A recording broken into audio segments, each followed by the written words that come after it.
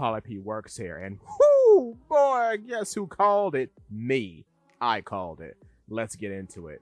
So, chapter 1067 of One Piece. We get the continuation of this cover story, and Judge and Caesar have met each other, and it says Germa 66 Cold Blooded Voyage, Volume 24. I forget. Who are you again? Judge versus Caesar. Okay, so if you don't know, or in case you've forgotten, Judge and Caesar are former members of Mads. The other members of Mads are Queen and Vegapunk, as far as we know. I think there's another member that we technically have met yet, but hasn't made a formal appearance in the manga just yet. But of the members that we know of, all of them have been revealed. Vegapunk, who's the main subject of Egghead, as we have met just a chapter ago, formally, really. Caesar Clown, of which we know. Vince Smoke Judge, whom was the big thing back in Whole Cake Island. And of course, Queen, the Plague, who was a beast pirate. And we just left Wano, so of course everyone knows who Queen is. Okay, the interesting thing about this is that I wonder who's speaking to who, or are they speaking to each other at the same time? Because both of them are very arrogant, posh, and think very highly of themselves. I would think Judge is saying this to Caesar because Judge is the older of the two. And Caesar Clown, from his previous ongoings with Vegapunk back in the day, seems as though he is the younger member and his age is 40, whereas Vince Smoke Judge is 56 and then Vegapunk is 65. Vince Smoke Judge and Queen are the same age. Both Vince Smoke Judge and Queen are 56. Vegapunk is 65, and then Caesar Clown is the youngest at 40. So I really do think it's Judge speaking down to Caesar Clown. Interesting deal about this fight, as far as I know, Vince Smoke Judge does not have hockey. So I wonder, does he have some sort of scientific gadget that can actually combat Caesar Clown's gas fruit? Because I don't think he does. I don't think so at all. So that's a very interesting turn of events. What's cool about it is that I guess you could say Vince Smoke Judge has a lot of willing and able volunteers that could be subject to Caesar Clown's experiments if they do reconcile and I guess beat each other up. But again, I can't see Judge actually doing anything to Caesar because Caesar is a Logia. So how is that fight gonna go? You know what I'm saying? Very interesting, very interesting. But I do find it funny that we're getting these two meeting while we're being introduced to Vegapunk. So are we going to see what happens to Queen after this? Is Queen going to show up somewhere?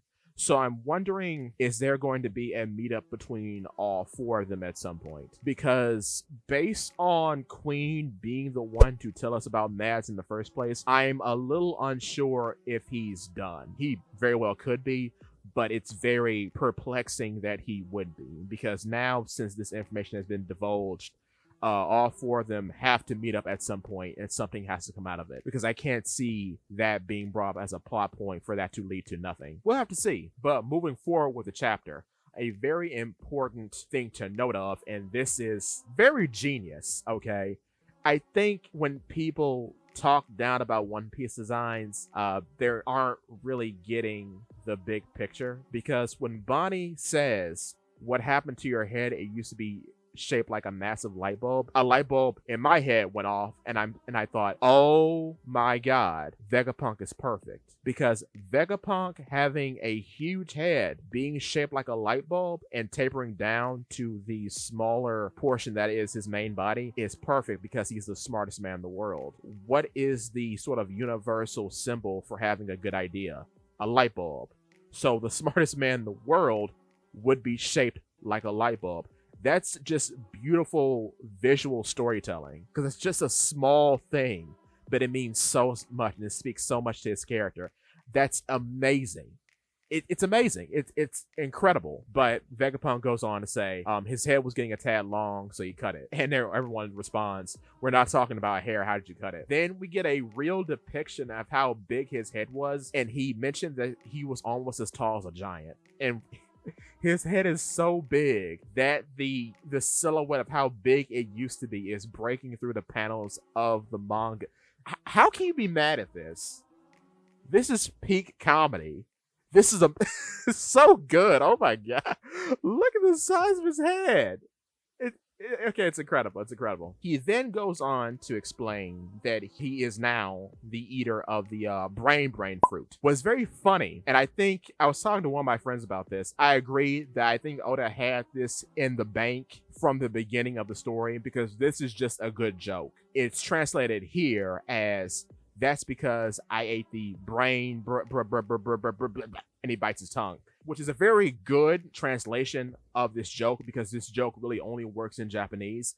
So that's a good turn of phrase to sort of explain the joke, him just stuttering and biting his tongue, because the joke is in Japanese that he ate the nomi, nomi, no me. It's literally the same phrase 3 times. Incredible. Incredible. Because it plays off how all the fruits in the series have been named so far. That's brilliant. Vegapunk keeps on giving, and he goes on to explain that he is a brainy human, and because he has the brain fruit, it allows his head to store unlimited amounts of knowledge, so it helps his memorization, and then his head grows in accordance to how much knowledge he is absorbing. And he has said now that he has the largest brain in the world, and it continues to grow.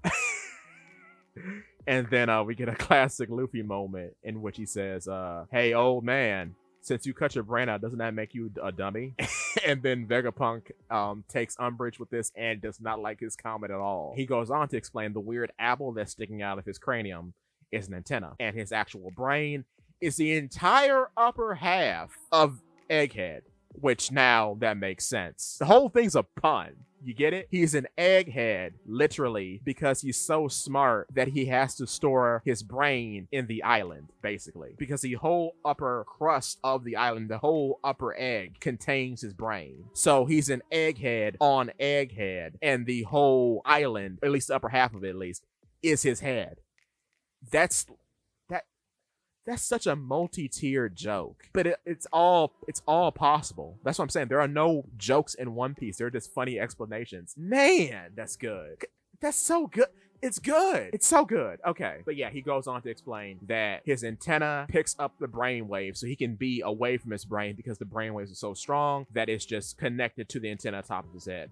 And then somehow, some way, all of the clones, and they are clones, he goes on to first present Atlas as an example. All the clones of Vegapunk, which is weird that he describes them as clones because Edison and Pythagoras are clearly robotic. Anyway, they're all clones of Vegapunk. So I guess, does that mean they are also users of the brain fruit? No, because I read through this a couple of times, and I still don't kind of get it. It said that they all are living different experiences, and they're all sort of like mirrors of Vegapunk, and then they all collect their joy knowledge back into the Punk records after their duties are done. So after their research, they put it back into the main brain somehow, which I'm not sure how that works. Though we don't know, since this is a devil fruit situation, which again, I'm gonna call that a dub for me because I knew there was devil fruit foolishness going on. I just didn't know where. Because I thought that it was something that correlated to the bodies of Vegapunk, which that's not really true. It correlates to Vegapunk himself, which is interesting. We don't know how good of a user Vegapunk is with his Devil Fruit, because Devil Fruit are very wacky and freeform in their presentation. However, this is another like weird example of a Devil Fruit impeding on a person's natural function, like how Kuma doesn't seem to be able to touch things unless he's grabbing them or holding them in a very weird, odd way, or like how Vanderdecken couldn't really store an unlimited amount of targets, so that's why he wore gloves. So yeah, this is another example of Devil Fruits impeding the user in a way, because if his brain, Vegapunk I'm talking about, if his brain were to continue to grow, he would be a tiny man walking around with a near island-sized head, which I could imagine would be kind of impossible. Like, how would he use the toilet, right? So, yeah, how would he poop? How would he poop? He couldn't go inside of a bathroom. He had to poop outside like an animal. Good alternative, Vegapunk, I guess. And then, you know what? I'll give Jinbei credit. He makes a funny joke, and he says, you all share the same brain. I find it difficult to wrap my head around that. Okay. Good joke. Good joke, Jinbei. And then Vegapunk goes, which is still a weird explanation, but Vegapunk goes on to say, just think of it as sharing the same library. If only I could let everyone in the world connect to my brain, all of humanity would have access to my knowledge. So do the Vegapunk bodies, the clones, do they not have brains? Or, because here's the weird part, do they all have the brain fruit? And then because it's the same brain, because it's a clone brain, all those thoughts are then shared with the main brain? Though if that's the case, why don't they suffer the same head enlargement as Vegapunk? Because all of them are very normally proportioned. I'm wondering, because I'm still thinking York has to have like a devil fruit the way she eats, which I still think it would have made sense for Vegapunk to have Wapple at some point, because I know he's using Wapple Metal. He has to be using Wapple Metal because Frankie found a way to utilize Wapple Metal in his General Frankie, and he learned that after the 2-year time skip. And he spent the 2-year time skip in Vegapunk's old lab. So, yeah. We'll see, though. We'll see. We'll see what future explanations bring. But watch that video. Watch that video. There's some good information in that video. But moving forward, though, Vegapunk goes on to basically explain the internet because he wants all of humanity to share in the knowledge that he's collected. Chomper's over the moon about this. However, Jinbei does not like it because people's ideologies can be tainted with bias, which Vegapunk makes a good point. You can't progress further while worrying about things like that, which is very true, Jinbei. I have to say, Jinbei makes a good point, but then I don't think Jinbei has ever heard of an editor before. But moving on, Bonnie takes out her lightsaber to strike Vegapunk down like a dog. She has him dead to rights. However, the beam attracts bugs and she is swarmed. And she cries out because she hates bugs. And she's passed out on the ground, foaming at the mouth. Can I just say that Bonnie is showing more and more character by the second? Really though, she's giving me Capone vibes in how much character she's displaying in every scene she's in. It's very funny because I don't think Nami had this vitriol of a reaction to bugs. I don't think she likes bugs though. Sanji doesn't either, which is very funny. But Luffy does. And he's holding up a very cool stag beetle, and he's pogging out. Though Vegapunk does understand why Bonnie is upset for what he did to Kuma. And then he goes on to talk about Luffy's adventures in Wano. And he asks, was there really a dragon there that looks like Kaido? And here's where the W comes in for me, because Luffy goes on to say, oh yeah, you're talking about Momo. And then Vegapunk says, oh yeah, right, he ate the fruit that I left on Punk Hazard, and he calls it defective. And then Luffy's like, what do you mean defective? And then here's a little bit of what I was mentioning in another video. He goes on to say, that was an artificial devil fruit I synthesized. I made it after 20 years of researching Kaido's lineage factor. It cost countless resources.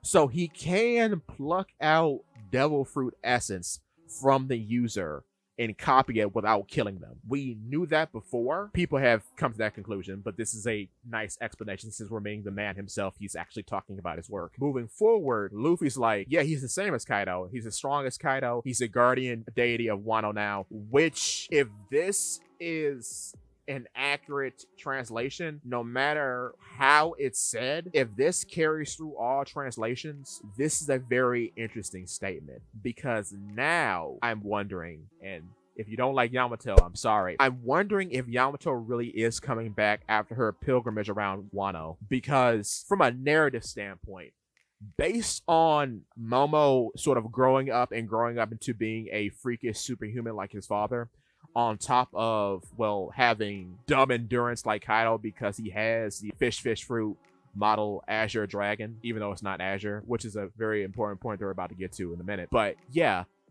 what use would Yamato be on Wano if Momonosuke is this powerful? You know, it doesn't really make sense to me. It's kind of debilitating his growth as a character, because I think he should stand on his own as the Shogun of Wano, and no one's going to come to Wano if they even think something is like Kaido is still there. That's sort of like the big, I guess, issue in which why no one came to Wano, because the natural border presents a headache, first of all. Second of all, Kaido was there, right? So I know part of what makes Kaido ridiculous is his use of haki. That's true. but also his fruit, because he could just blow ships up from anywhere in the country, I would think, because he's one of the biggest Zoans in the series. I mean, that fruit makes you huge. But with Momo specifically, when he's a child, he's a very small eel-like dragon, and Luffy makes fun of him for it countless times. But when he's an adult, he's huge. He's the same size as Kaido. So maybe there's like a cap that needs to be reached in order for the devil fruit to actually scale with the user. Maybe it's not even a size thing. Maybe it's like an age thing. So if you are an adult, you get the adult size of the supposed animal that you're transforming into. But if you're like a young child, you get the juvenile version of that animal. So like, say, this is a weird example, but let's say like a tapir. If you know Pokemon Drowsy, right? Tapirs, when they're babies, they have these sort of like stripy, like dotted pattern, but when they become adults, they're just black and white, right? So if someone were to eat a tapir fruit and they were like a child, I wonder what the tapir that they transform into, would it be like dotted and striped like a baby tapir? And then if they were to be aged up, would the tapir then change?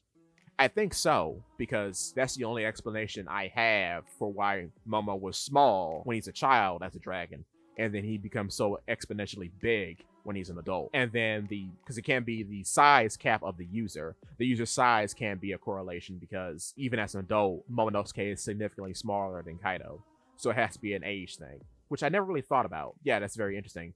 Getting back to the chapter, though, Luffy goes on to say he could spit fire, he's super strong, he's the guardian of Wano. Vegapunk begrudgingly asks about Momonosuke's color as a dragon, and Luffy brazenly says, oh, he was pink. And then Vegapunk slams his head into the ground and says, Drat, you see another monumental failure. And then Jinbei goes on to say, like, oh yeah, he's a perfectionist, along with being a genius. So, I'm taking the dub on that, because I've said countless times, I can't even tell you how many times I've said it now, that the only difference between Momonosuke and Kaido was the color of Momonosuke's dragon. That's what makes Momonosuke's fruit a failure, and it's confirmed right here. I don't know how many other people called it, but I know I called it. I've said it so many times, so many videos now. Called it, boom, called it. But yeah, it makes sense, because the color of the dragon is literally in the name of the fruit. That being the only factor of it being wrong means that, yeah, Momonosuke is a very close equivalent to Kaido. The only difference is he just needs some hockey training, which, okay, fine. But still, I mean, he should, especially seeing as how his growth rate is kind of disgusting, because he learned how to do the whole fire breathing thing. I don't know what it's called, because I've heard several names of the fire breathing technique be named. I've heard it be called bolo breath. I've heard it be called blast breath. So when he spits the big fireball, let's say that when he spits the big fireball, he does that to Green Bull, right? Despite not being able to do it earlier. And then of course he learns how to make flame clouds. So his growth is high. It's very high, which makes a lot of sense, because Odin's growth rate was kind of high. But yes, the only difference between Kaido and Momo is the color, which makes a lot of sense, because of course the color is in the name of the fruit. Moving on, Vegapunk explains that the giant robot that we've been seeing a lot of was built over 900 years ago. And the objective of the robot is unknown, but it was used to cause casualties, presumably. And at the time, Vegapunk explains that the people who saw this gigantic being were probably flabbergasted at what they were looking at. When this robot was discovered, the world government ordered its destruction, but the scientists of the time couldn't help their curiosity, so they kept it preserved on Egghead Island. And then we sort of switched back to a room, and the thing that Vegapunk Shaka wanted to show the Straw Hats and Sanji's group was the monitor showing where the main body of Vegapunk, Luffy, Chomper, and Bonnie were. And Robin goes on to say something very interesting, which is why Jinbei is sort of pausing in the previous panel. 200 years ago, that's around the time the Fishman rights movement started to gain ground. So I think that's about around the time where they started being recognized as people. And the tagline here says this might be a reference to 620, and I did look that up. 620 is when we are formally introduced to Fisher Tiger and his crew, the Sun Pirates, at that time. So, you know, Jinbei being sort of like the Zoro equivalent of the crew, and Arlong and Hachi and etc., etc. And then another interesting comment is made by Frankie. He says, so you're saying that robot climbed the red line, so the giant supercontinent that sort of splits the world? And Shaka says, yeah, most likely, which is interesting. He goes on to say, I created the Vegaforce 1 based on what I learned from this giant robot, but he lacked the scientific know-how to actually think of or figure out how the power source of that robot worked, which I'm willing to bet is probably something stupid, or Frankie already knows it. It's probably like a cola or something. It's probably cola. I'm willing to bet the robot ran on cola. How much you want to bet? Because that's such an odd detail that no one else in the One Piece world uses. And everyone's kind of just flabbergasted that it's difficult to believe this giant thing was made over 900 years ago. And Frankie is kind of astonished that Vegapunk couldn't figure out the source of what made it run. And then Usopp inquires about the girl with Luffy and the others, and then I believe it's Nami who lets him know that's Yuri Bani. She's a pirate. Sanji is weirded out by her powers, which it looks like he's blushing because the one that he saw was a little girl. So now he's on to Bonnie because she is now in his line of sight to woo about, which is very funny. Luffy then starts to chew Vegapunk out about what he did to Kuma, and Bonnie has every right to be mad. And then he mentions that there's something he wants to give Bonnie, which I don't know what that would be. I'm thinking it might be Kuma's soul or something of Kuma's that he pushed out of himself to enact whatever plan he and Vegapunk cooked up, but we'll see. And then he asks Luffy if he can take him off of Egghead, which is super interesting because Vegapunk for Straw Hat? No. Not at all. But that's a very interesting thing to think about because if he's on the crew for any amount of time, we're going to get an earful about Devil Fruit powers, which is going to be super interesting. However, I wonder, is he himself just going, or are all the Vegapunks going? Are there going to be 7 extra characters on our boat venturing around with us? We'll see. I could see it. Honestly, I could see it. Because I can't imagine him abandoning the other 6, you know? I can't even imagine the other 6 dying at this point because they have such distinct personalities. And why waste time building up 6 individual characters, giving them names, giving them titles, giving them this very creative and intricate connection to one another if you're just going to kill them off? But, you know, we'll see. Time will tell. And yeah, Cypher Pole is approaching the island, and they have bombed one of our good boys who were protecting the oceans around Egghead, which makes them out to be terrible villains, but my little guy that I liked, that I said before I liked, he's okay. So, all right. And then we get a full shot of all our CP9 members in their masks. And also, which is very cool, the Seraphim version of Kuma has had his art corrected. So he's got the tan skin, he's got the white hair now, and then his ears are still dark. So he is not exactly a polar bear, but he kind of is a polar bear. We also see Stussy in her mask for the first time, and Kaku in his mask for the first time. To me, Stussy's mask still looks like it could be a fox. So I wonder if she is just like the lesser version of Catherine the Daveron's fruit.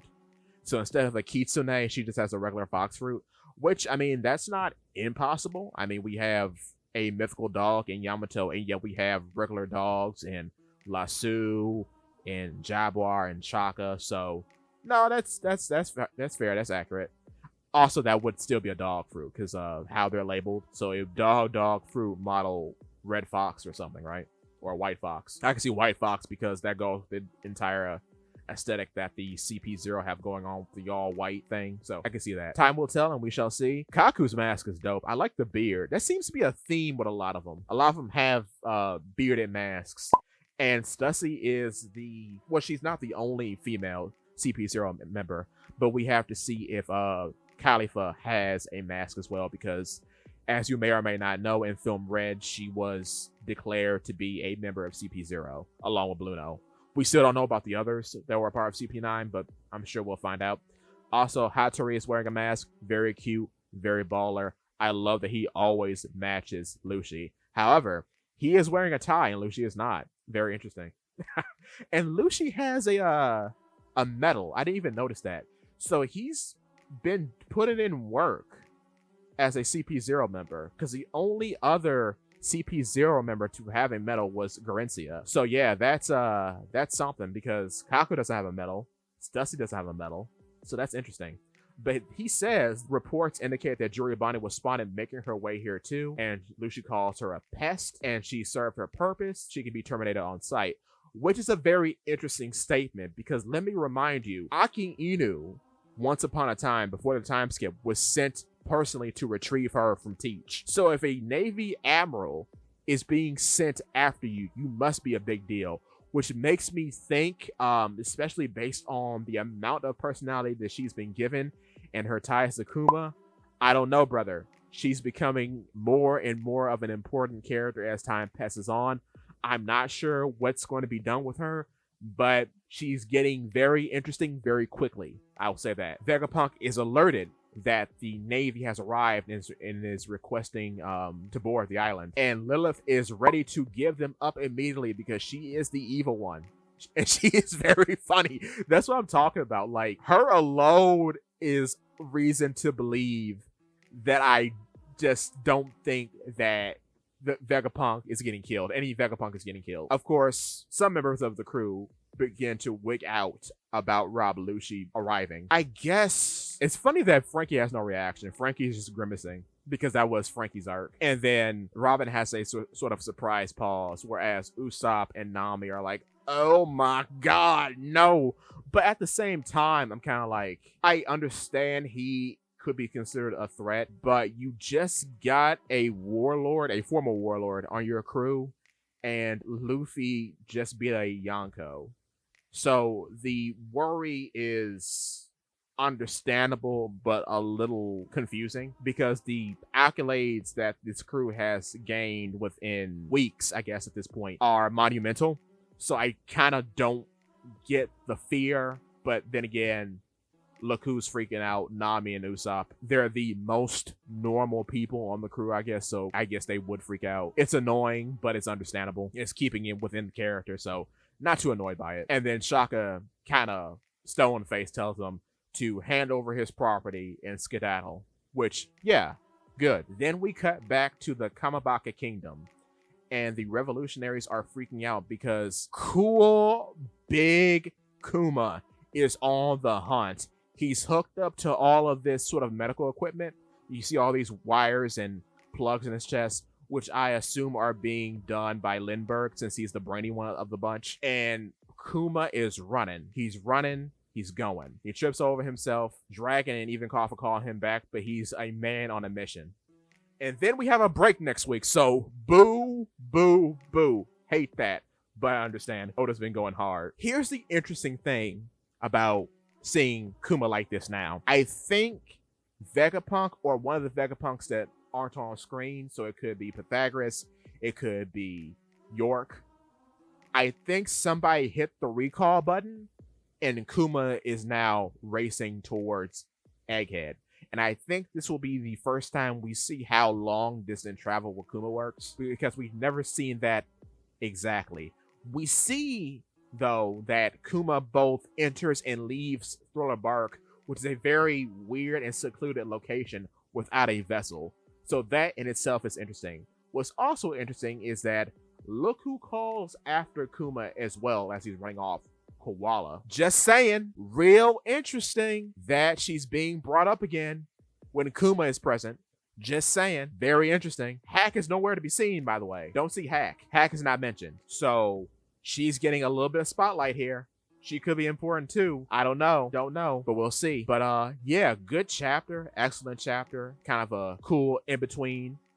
Presents a lot of questions, but I'm very interested to see what comes next. And yeah, break next week. So I'm going to be pumping out some stuff. So stay tuned for Polipede Works. Catch y'all next time. If you like stuff like this, please feel free to check out my YouTube channel, Polipede Works. And if you like what you see, I would appreciate your subscription. Thank you so much. See you next time.